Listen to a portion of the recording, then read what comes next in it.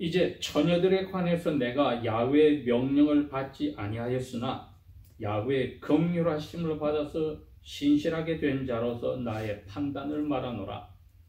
그러므로 내 생각에는 다가오는 고난을 인하여 현재 내가 말하노니 사람이 그대로 지내는 것이 좋으니라. 너가 아내에게 매여 있느냐? 벗어나려 하지 말라. 네가 아내에게서 벗어나 있느냐? 아내를 찾지 말라. 그러나 내가 결혼하여도 죄를 지은 것이 아니며 또 처녀가 결혼하여도 죄를 지은 것이 아니니라. 그러나 이런 일에는 육신에 괴로움이 있으리니 내가 너희를 아끼노라.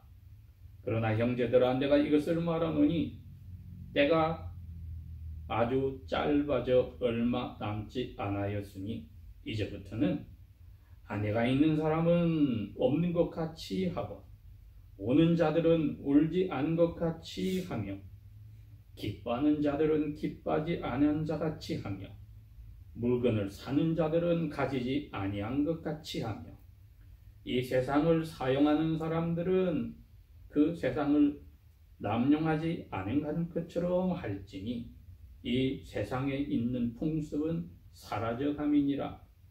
그러나 나는 너희가 염려하지 아니하기를 원하노라. 혼인하지 결혼하지 아니한 남자는 야훼께 속한 일을 염려하여 어떻게 야훼를 기쁘시게 할까 하나 결혼한 남자는 세상의 일을 염려하여 어떻게 자기 아내를 기쁘게 할까 염려하느니라. 아내와 처녀 사이에는 차이점이 있나니 혼인하지 아니한 처녀는 야훼의 일을 염려하여 몸과 영을 다 거룩하게 하려 하나 혼인한 여자는 세상의 일을 염려하여 어떻게 자기 남편을 기쁘게 할까 염려하느니라. 내가 이것을 말하는 것을 너희의 유익을 위하며 내가 너희에게 올가미를 씌우려는 것이 아니라 오직 합당한 것을 하게 하려 하여 너희로 마음이 흐트러짐이 없이 야훼를 섬기게 하려 함이니라. 그런 만한 어떤 사람이 자기의 처녀딸 혹은 약혼녀가 꽃다운 시기도 지나고 또 그렇게 할 필요가 있어서 그녀에 대하여 합당하지 못하게 처신한다고 생각하면 그가 원하는 대로 해도 죄를 짓는 것이 아니니 그들로 하여금 결혼하게 하라. 그럼에도 불구하고 그가 자기의 마음이 확고부동하고 어쩔 수 없이 그리해야 할 일도 없으며 자기 자신의 뜻대로 할 권한이 있어서 자기 처녀딸 혹은 약혼녀를 그대로 두기로 마음속에 확정하여도 잘하는 것이니라. 그러므로 자기 딸 혹은 약혼녀를 결혼시키는 사람도 잘하는 것이지만 자기 딸 혹은 약혼녀를 결혼시키지 아니하는 사람은 더 잘하는 것이니라. 아내가 자기 남편이 살아있는 동안에는 법에 매여 있으되 남편이 죽으면 자유롭게 되어 자기가 원하는 사람과 결혼할 수 있으나 오직 주님 안에서만 결혼할지니라. 그러나 내 판단대로 그녀가 그대로 홀로 지내면 더 복을 받으리라. 나도 내가 하나님의 영을 가진 줄로 생각하노라. 아멘.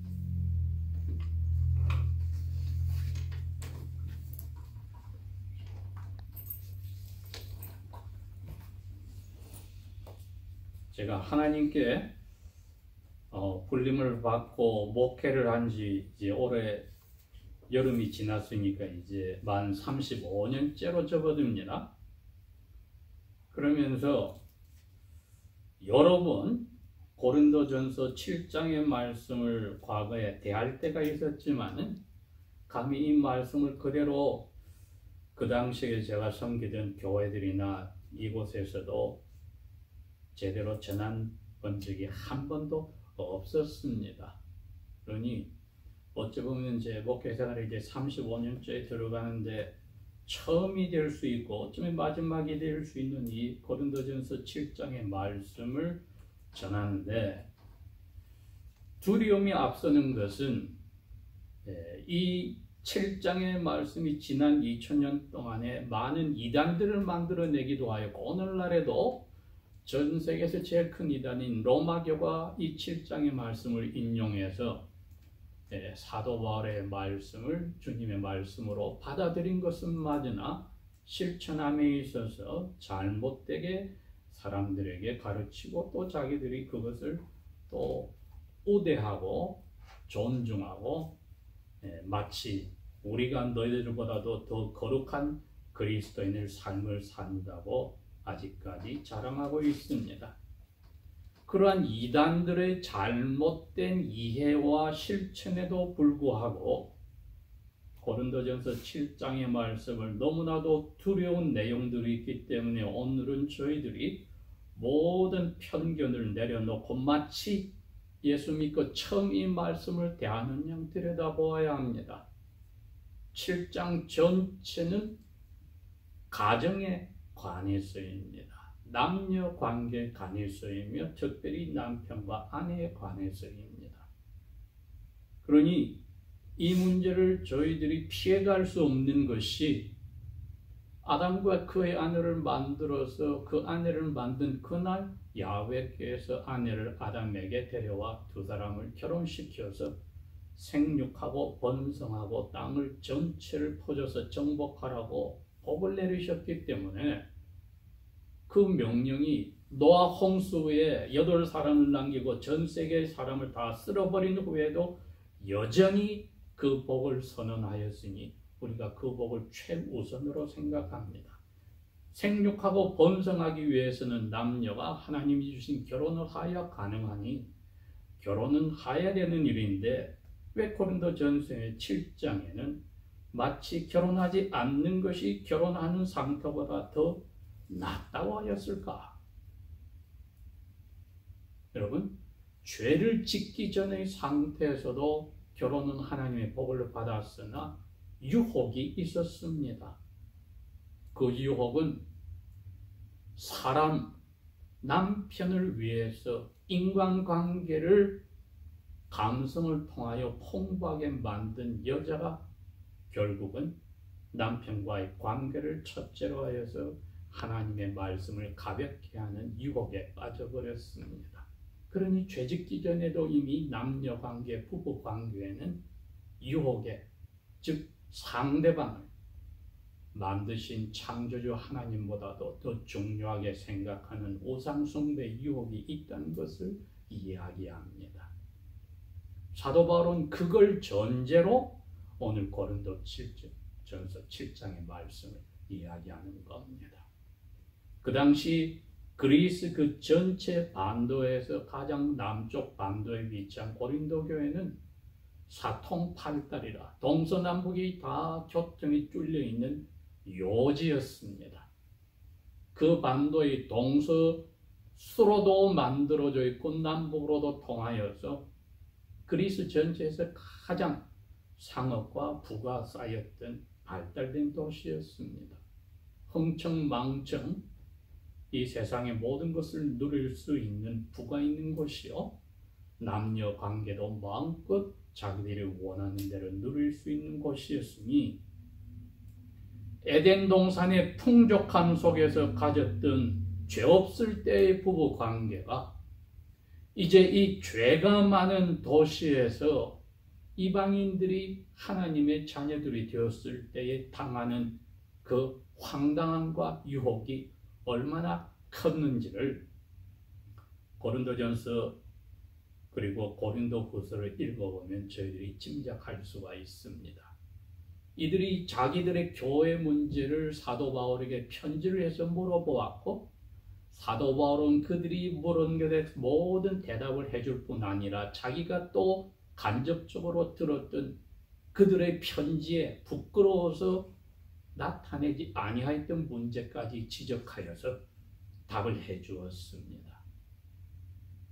그러니 근 2000년이 지난 오늘날 큰 도시에 사는 하나님의 자녀들은 자기 자신을 이 고린도 교회 교인들의 신발을 신고 들어가 보면 이 말씀이 얼마나 현실적인지를 또 깨닫게 됩니다. 제가 제목을 현실을 직시하여서 지혜롭게 혹은 경건하게 혹은 하나님을 닮은 삶을 살아라고 했습니다. 현실을 직시하는 것은 제정신을 가져야만 가능한 일입니다. 흥청망청 주위 사람들과 같이 어울려서 생활의 기준이나 목적이나 판단을 하고 살면은 제정신을 가지지 못한다는 것입니다. 사도 바울은 그걸 이야기합니다. 너희들이 지금 가지고 있는 시대가 아주 프레싱해서 편안히 모든 게 오케이라고 할 때가 아니다. 이걸 사람들이 오해하여서 이건 고린도 교회에 처한 그 상황, 로마 제국이 이처럼 황제들을 신으로 숭상하고 그리스도인들을 박해할 때니까 그때만 적용되는 것이지 그 후에 나머지 2000년 동안에 그리스도인들에게는 적용되지 않는다고 오해를 합니다. 사도 바울은 그 오해를 막으려고 두 번째는 때가 짧아졌다고 또 이야기를 함으로써 이 두 가지 귀절을 통하여서 하나의 원리를 제공하는 것이니 근본적으로 너희들은 노아 홍수 때 보았다시피 그 후로 급격하게 수명이 짧아져서 이 세상에 사는 날이 얼마 남지 않았다는 것을 기억하라는 겁니다. 인생의 짧은 삶을 기억하라는 것입니다. 즉 고린도 교회에서 일어난 이 복잡한 일들은 특별히 가정에 처녀들과 총각들과 부부 사이의 가족의 문제는 짧은 인생에 일어난 인간관계에서 일어나는 것뿐인데 거기에 너무 중점을 두는 오류를 범하면 나온다는 것입니다. 그러니 1세기에만 적용하는 원리로 하는 것은 어리석음이요. 똑같은 원리로서 야훼께서는 성령의 감동으로 바울의 입을 통하여 그분들에게도 우리에게도 경고합니다. 또 인생이 짧아. 기네스북이 키크대야 120살 미만입니다. 최장수 노인들의 삶이 영원에 비하면은 없는 것입니다. 120년은 짧은 삶이라는 것을 근본적으로 기억하라는 겁니다. 에덴 동산에서 죄를 짓고 쫓겨난 이상 우리는 다시 오실 예수님을 만나기 전에는 이 짧은 삶을 잊어서는 안 된다는 겁니다. 영원한 삶의 복을 누리려면 다시 오실 예수님은 이 짧은 삶이 끝나는 그 날을 사랑하고 사모해야 된다고 했습니다. 여러분. 사도 바울은 그걸 전제로 이야기를 하는 겁니다. 우리가 그것을 마음속에 새겨야만 오늘 이 7장의 말씀이 우리에게 위로가 되고 삶의 지표가 될지언정 우리를 절망에 빠뜨리거나 불평, 불만으로 끌고 가지 않습니다. 이 세상에 사는 동안에 일어난 문제란 것을 잊지 말아라는 것입니다. 예수님이 사두개인들에게 그랬습니다. 부활도 부정하고 천사의 존재도 부정하는 사두개인들에게 너희들은 하나님도 모르고 말씀도 모른다. 사람이 다시 오는 세상에서는 천사처럼 바뀌어서 결혼이든지 부부관계가 없어져. 그건 간접적으로 우리에게 무슨 말씀을 하십니까? 이 짧은 삶에서만 있는 관계인데 여기에 포커스를 두는 것이 어리석다고 지금 바울은 예수님의 그 말씀을 이렇게 적용하는 겁니다. 25절에서 40절의 말씀은 결혼을 한번 했던 사람들에게도 마음을 흔들어 놓는 조언이요. 결혼을 준비하는 싱글 남녀들의 마음에도 흔들어 놓는 일이요. 현재 결혼을 하고 있는 부부 사이에도 흔들어 놓는 조언입니다. 그 조언의 기본은 그러합니다. 현실은 이 모든 부부 관계나 결혼 관계는 짧은 삶만 주어진 잠깐 지나가는 것이다. 우리가 이것을 놓지 말아야 합니다. 잠깐 지나가는 것이다. 그 잠깐 지나는 것에 너희들의 모든 것을 다 목매다는 것은 세상을 염려하는 거야. 지나가는 세상을 염려하는 거야. 그랬기 때문에 이분이 주시는 조언을 저희들은 글자 그대로 이제 들여다보겠습니다. 먼저 결혼을 한 사람들 가운데 그리스도인들끼리 결혼하는 사람들이 있지. 고린도 교회에서는 드문 일입니다. 1세대 그리스도인들이기 때문에 대부분 믿지 않는 그리스도인들이 만나서 혹은 오늘날 짱믿음이라고 하는 남편이 예수님을 믿고 아내가 믿지 않든지 아내가 예수를 믿고 남편이 믿지 않던 가정이 많았을 것이고 부부가 동시에 예수 믿는 가정도 간간히 있었습니다. 그러니 부부가 예수 믿는 가정에는 15절 17절에 말하듯이 너희들은 하나님 앞에서 이혼은 생각지 말아야 돼. 그럼에도 불구하고 여자가 헤어지자 해? 그러면 허락을 해. 그 대신 그 헤어진 여자는 싱글로 남아있든지 다시 회개하고 돌아와서 남편과 화합하여서 결혼 생활을 해야 돼. 이혼은 간통 외에는 불가능이다. 딴 것을 바꿔놨습니다. 이거 하나가 여러분 오늘날 수많은 특별히 문명국가에서 그리스도인 부부에게 이혼하고 재혼하고 이혼하고 재혼하고 하던 많은 사람들의 근간을 흔들어 놓는 겁니다. 간통 왜 이혼을 한단 말인가? 왜 이게 무너졌단 말인가? 사도 바울은 그럽니다. 이거 죄다. 그 외에는 설명을 할 수 없다. 그렇지만 그 죄 때문에 은혜에 떨어져서 구원을 잃어버리는 일은 아니다.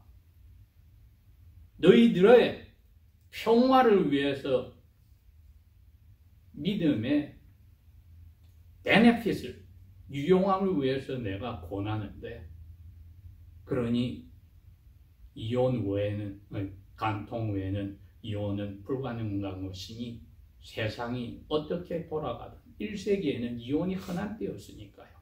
특별히 로마가 지배하는 곳에서는 여자들도 남편을 많이 이혼을 하고 유산도 많았기 때문에 인공유산이 많았기 때문에 그 당시가 오늘날과 거의 차이가 없습니다. 그렇게 해서 그리스도인 부부는 그러한 원리 외에는 벗어날 수 없다고 밝히고 그리스도인과 비그리스도인 사이에서는 비그리스도인이 믿는 사람과 살기를 거부하고 떠나기를 원하며 허락해줘. 그러나 너가 비그리스도인을 싫어하여서 이혼하는 일은 없어야 돼 하고 못을 박아 놓았습니다.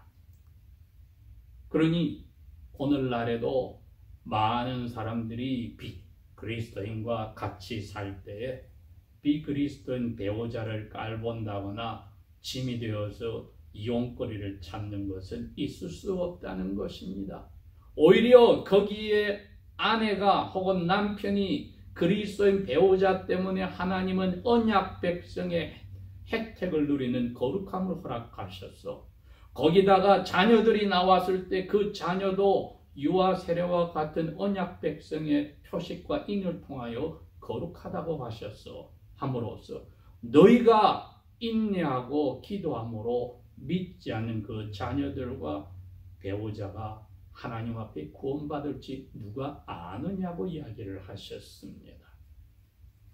이제 오늘 본문에는 그 다음 단계로 이렇게 이야기가 나온 겁니다. 읽어봅시다. 이제 결혼하지 않은 처녀들에 관해서는 내가 주님의 명령을 받지 아니하였으나 야훼의 자비를 받아서 신실하게 된 자로서 나의 판단을 말하노라. 야훼의 명령이 아니지만 야훼의 영을 가지고 너희들에게 도움되는 조언을 준다. 이건 거절해도 좋다는 뜻이 아닙니다. 옵션이 아닙니다. 가이드라인으로 따라야 된다는 겁니다. 그 이야기입니다. 내 생각에는 현재 고난 때문에 이것을 오해해서 1세기의 로마의 압정을 생각해서는 안 된다는 겁니다. 짧은 이 세상의 삶 속에 하나님의 영광을 위해서 살 때 결혼 생활은 고난을 가져왔지 하나님의 영광을 풍성하게 하는 일은 아니란 것입니다. 그 inconvenience, 혜택이 오히려 만족하지 못한다는 것을 전제하고 결혼을 대해야 된다는 겁니다. 너가 아내에게 며 있느냐? 너 지금 결혼 생활을 하고 있니? 그러면 신앙생활 잘하겠다고 헤어지거나 이혼하는 일은 꿈에도 꾸지 마. 그런데 너가 지금 아내에게 벗어나 있어? 그러면 아내를 다시 찾으려고 노력하지 마. 너 지금 불린 그 자리에서, 즉 이방인으로 살다가 예수님을 만나서 믿었던 자리가 혼자 살았든지 결혼한 사이였든지 사이가 안 좋았던 부부관계든지 사이가 좋았던 부부관계든지 간에 그 부른 그 자리에서 그 자리에 너 스테이터스 그대로 가지고 무엇을 위해 살아라고요? 짧은 이 고통이 가득 찬 세상에서 하나님을 기쁘게 하는 대로 살아야 돼.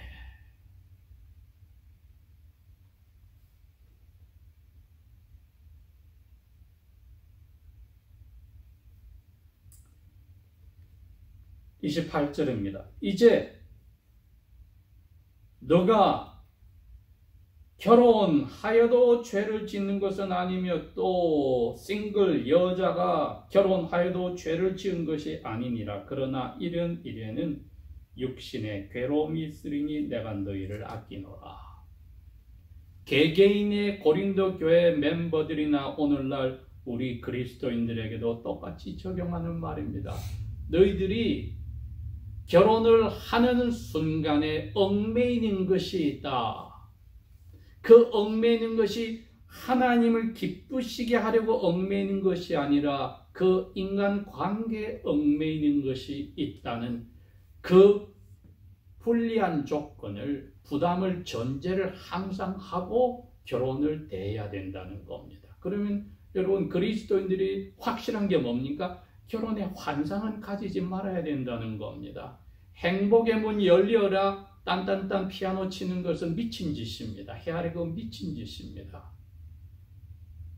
성경 어디에 우리 행복하라고 결혼하라고 했습니까? 아버지의 명령에, 창조주의 명령에 순종하라고 하는 결혼인데, 그럼에도 불구하고 죄 짓기 전에 아내가 빠졌던 유혹이 도사린다는 겁니다. 상대방에게 포커스를 함으로써 그 상대방이 나의 기쁨의 대상의 첫째가 되는 유혹이 있으니 기억하라는 겁니다. 그런데 남편들도 하나님과 아내 사이에서 어떻게 하면 아내를 잘 해줄까 하고 포커스가 바뀌는 순간에 아담처럼 알면서도 아내를 택하는, 하나님과 원수되는 죄를 지을 수 있다는 겁니다. 그러니 저희들이 이제 이 결혼하지 않은 사람이나 결혼한 부부 사이에서 이 근본적인 현세를 사는 저희들이 어떠한 상태로 결혼 생활을 해야 되는지를 깨닫는다면 정신이 드는 거죠. 우리 서로가 잘 되라고 결혼을 명령하신 것도 아니고 허락한 것이 아니라 하나님을 기쁘시게 하라는 데서 결혼을 허락했구나. 아담이 혼자 있으면 그 짐승들보다도 못한 외로움이 있으니 그걸 이겨낼 수 있도록 결혼을 허락을 한 겁니다. 그래야 만드신 야훼께 기쁨을 드리는 삶이 부부관계가 있기 때문입니다. 그런데 자기들만의 기쁨을 간직하는 환상으로 들어갈 때는 시작부터가 사탄의 자녀로 시작하는 것이니 창조주 아버지의 가슴을 얼마나 슬프게 할 것인가.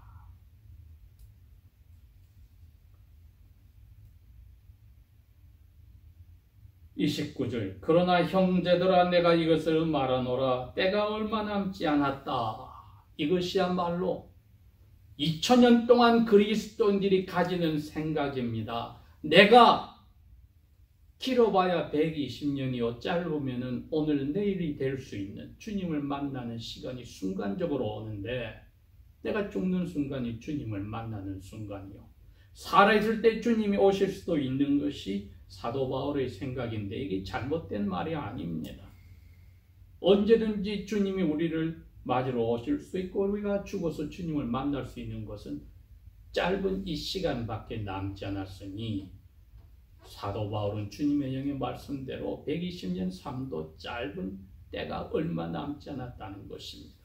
이게 큰 그림으로는 예수님이 이 세상에 사람으로 오셔서 때가 가까웠다 회개하라고 말하는 순간에 이미 마지막 시간은 얼마 남지 않은 겁니다.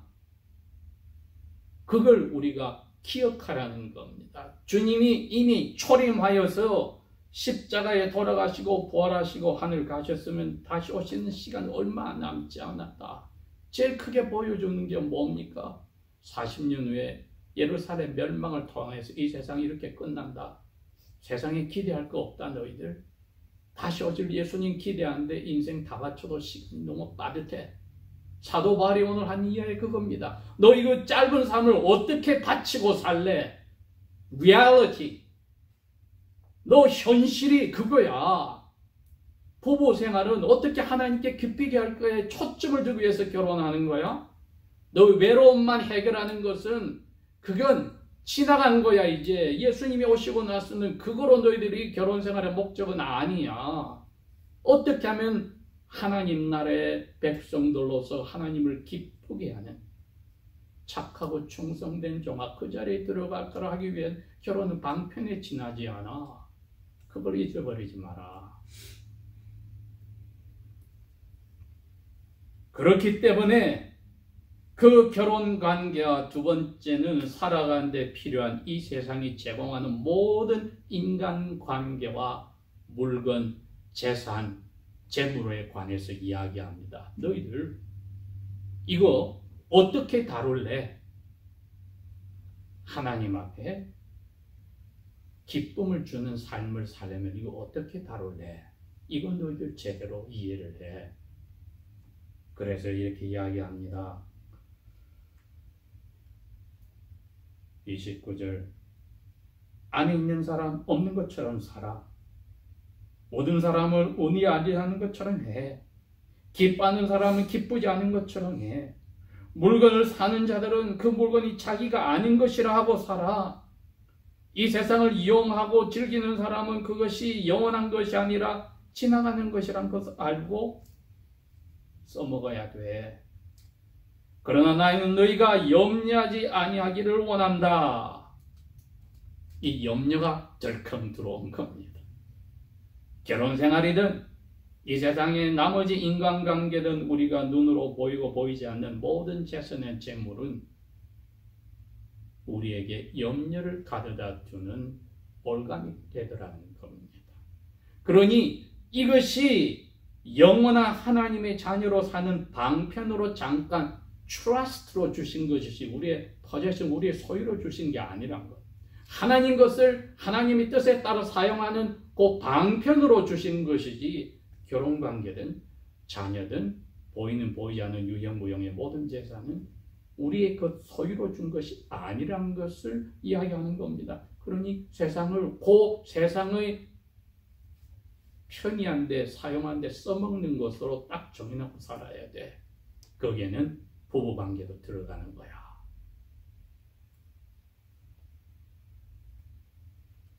그래야 유혹에 빠져 염려하는 자리에 들어가지 않아. 하나님을 기쁘시게 하는 곡을 그대로 유지할 수 있는 거야. 현실이 그겁니다, 여러분. 그러니 32절에 혼인 아니하던 남자는 야훼께 이를 때문에 염려하고 야훼를 어떻게 기쁘실까에 고민하나 결혼한 남자는 세상 일을 염려한다는 게 아닙니다. 어떻게 하면 내 아내한테 잘해줄까에 포커스를 두는 순간에, 지나가야 될 방편에 포커스를 두는 순간에 목적을 잃어버린 스스로가 유혹에 즐겁게 빠져드는 분화방과 같은 자리에 간다는 것이죠. 그러니 너희들을 위하여서 내가 걱정을 덜어주고 너희들이 즐겁게 삶을 하나님께 바칠 수 있는 길을 제시한 것이야. 34절에 결혼한 아내와 결혼하지 아니한 처녀 사이에는 차이점이 있나니 결혼하지 아니한 여자는 야훼의 일을 염려하여 몸과 영을 거룩하게 하려나 결혼한 여자는 세상의 일, 즉 어떻게 남편을 기쁘게 할까? 동일하게 이야기합니다. 세상 일이 남편 기쁘게 하는 일이다. 남편을 기쁘게 함으로써 하나님을 기쁘게 하는 것이 아니라 하나님 저로 하여금 남편을 기쁘게 하도록 도와주세요 하는 주객이 바뀌는 일을 하게 된다는 겁니다.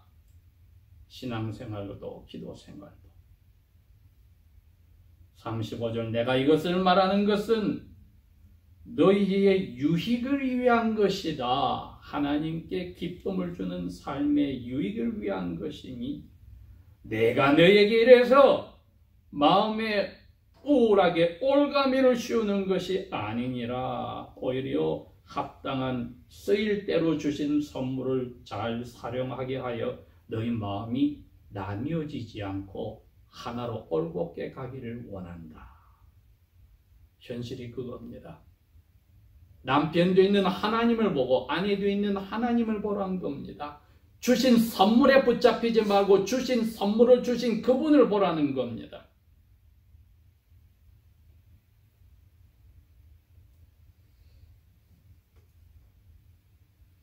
그 다음에 36절부터 39절은 해석이 둘 중에 하나입니다.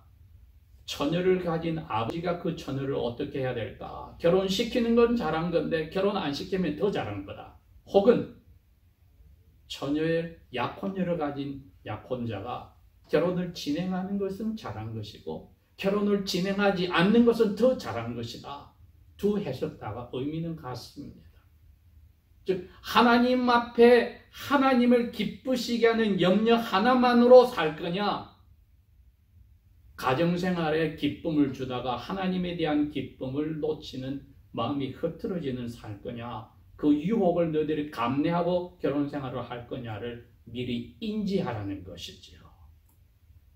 그러니 이미 결혼한 저희들과 결혼하지 않은 사람들도 주시는 말씀은 그대로입니다.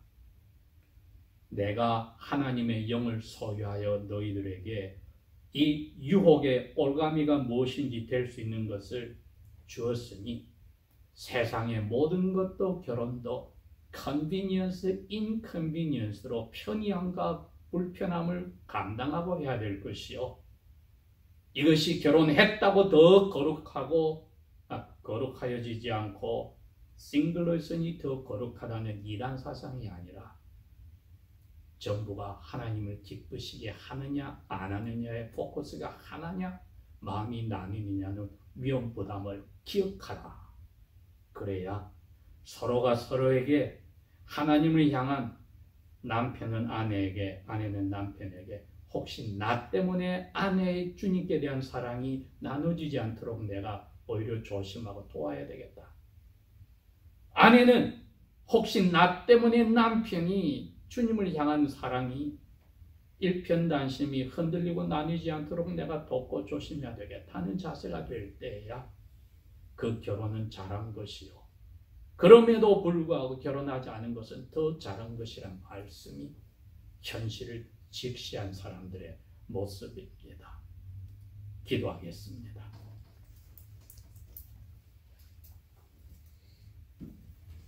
아버지 하나님, 짧은 삶 동안에 어떻게 우리를 예수 그리스도 안에서 다시 사신 아버지를 기쁘게 하는지를 가르쳐 주심을 감사합니다. 성령께서 아버지의 은혜로 붙들지 않으면 어떠한 자리에 있어도 저희들은 유혹에 빠져 아버지를 슬프게 하는 것을 아니, 성령이여, 저희들이 처한 이 자리에서 아버지를 기쁘게 하는데 마음을 다할 수 있는 은혜 위에 은혜를 더하여 주십시오. 예수님 이름으로 감사 기도합니다.